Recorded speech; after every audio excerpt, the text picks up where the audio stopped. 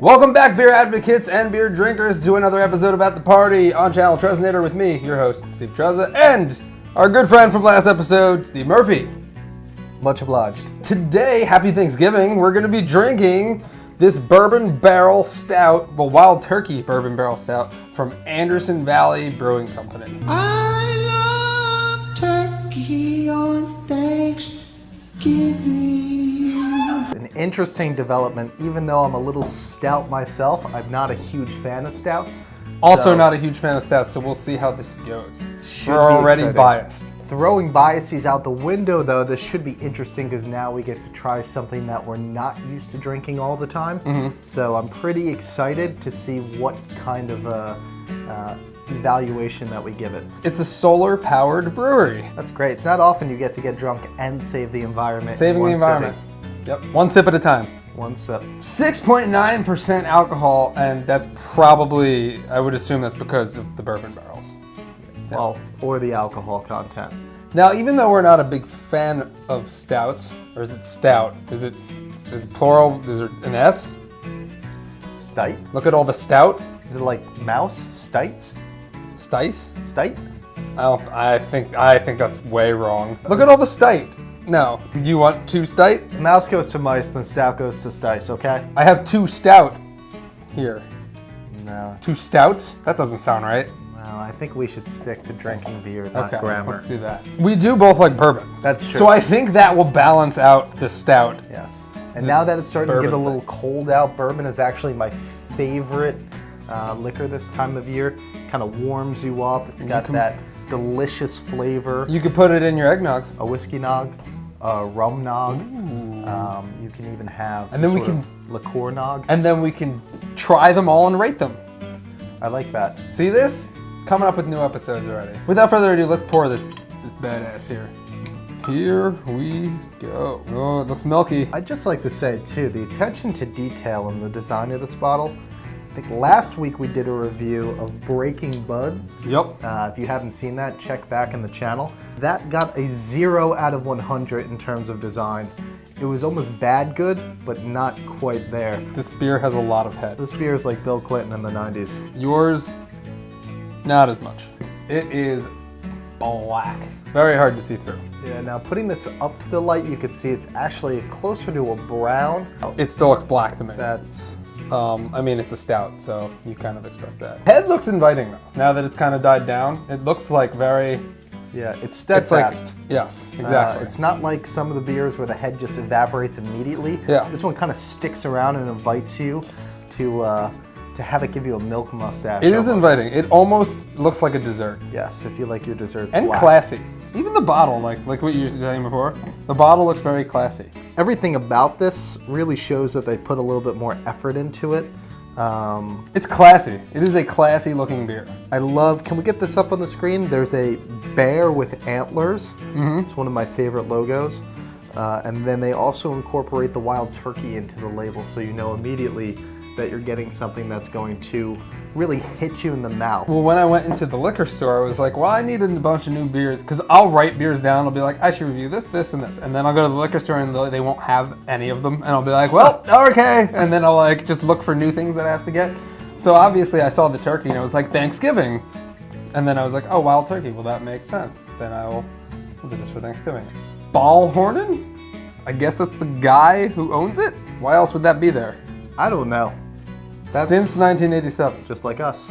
Well, Cheers. 86 for me. You weren't ballhorning in '86. I you were wasn't an infant. wasn't ballhorning yet. Can we make that a thing? What are you doing tonight? I'm ballhorning. It's a little smoky. It's definitely smoky. I'd say overall, though, not a lot of smell coming from this. I agree. You have to like whereas last week it was like you could smell it as I was pouring it. Now it's Yeah. like you really gotta get your nose in there. You know, I've always thought stouts tasted a little more like something you would eat with steak, a little bit more of that smoky, charcoaly taste. And here, this is something that really does feel a little bit more burnt to the nostrils, though I'm sure it won't taste that way. That's the Although initial I think smell. it smells sweet. I'm not getting the same. No? I'm smelling like that toffee chocolatey type. The head is about at the point where I think I can drink it now. Yeah, mine has died down a bit, probably from the glass shape. They say you shouldn't drink a stout from a glass like From this. a tulip glass? Yeah, but I don't really like the internet telling me how to live my life, so here we are. Cheers. Wow, I liked that. That was a thick clunk. Oh boy, that's full. You really taste the bourbon in there. Yeah, wow.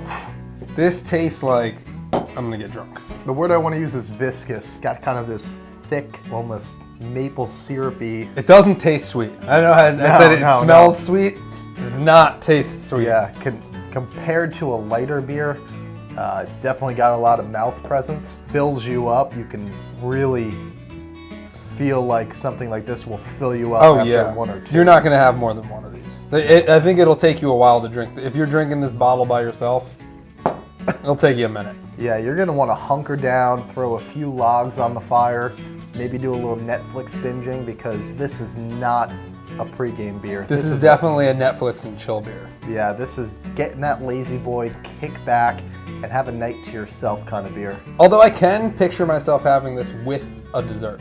Like with like a nice big piece of pie or like some chocolate or something.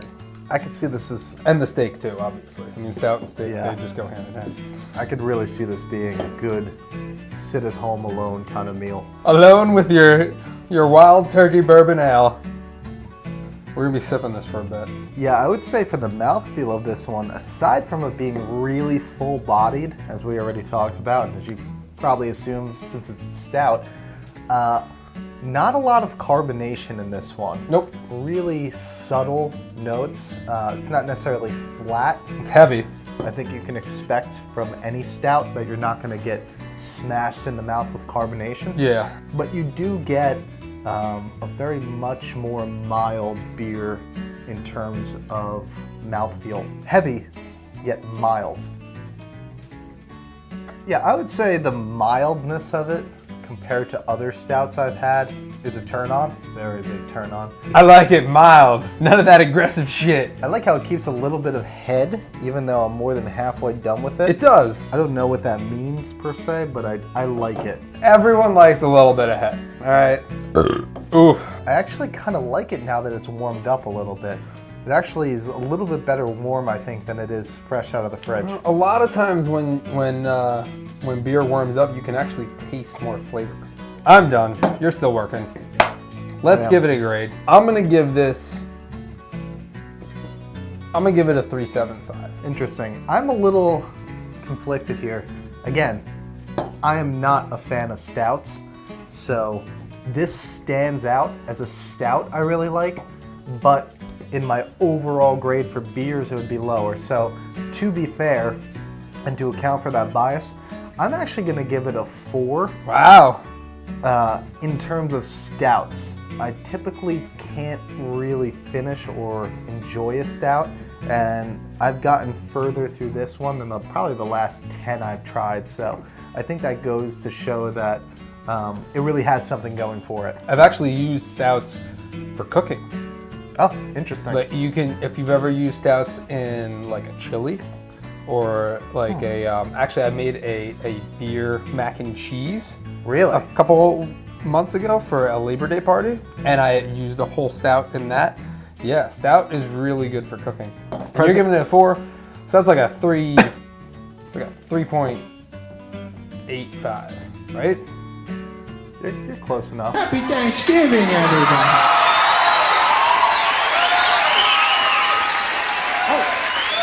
So I would say overall presentation was great. Flavor was pretty good. I liked how mild it was.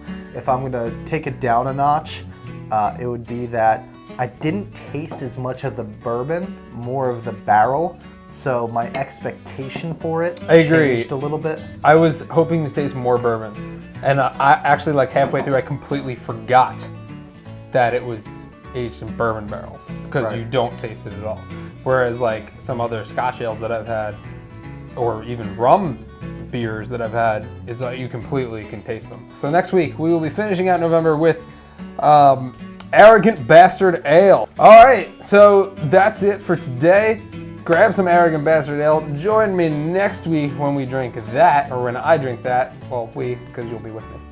And we'll review that. Let us know what you thought of this beer in the comments below if you drank it. Please subscribe to my channel. Check out all of the other segments that we will be doing. and let me know what you want to see us drink in the future. We will see you next time. So thank you for stopping by, and drink responsibly. You can get anything you want at Alice's restaurant. You can get anything you want at Alice's restaurant. Walk right in, it's around the back, just a half a mile from the railroad track.